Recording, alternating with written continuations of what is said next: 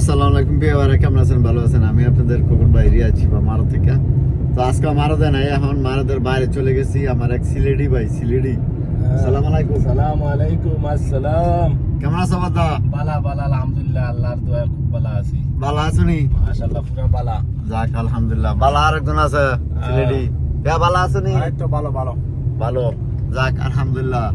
এখন বদা গাড়িটা কিনছে, এই যে দেখেন। হ্যাঁ, এলেন্তারা 18 মডেল।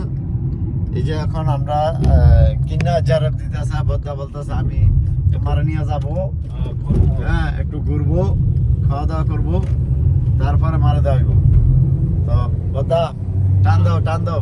দেখো মাশাআল্লাহ মাশাআল্লাহ। যাইতো না ক্যামেরা। যাক আলহামদুলিল্লাহ।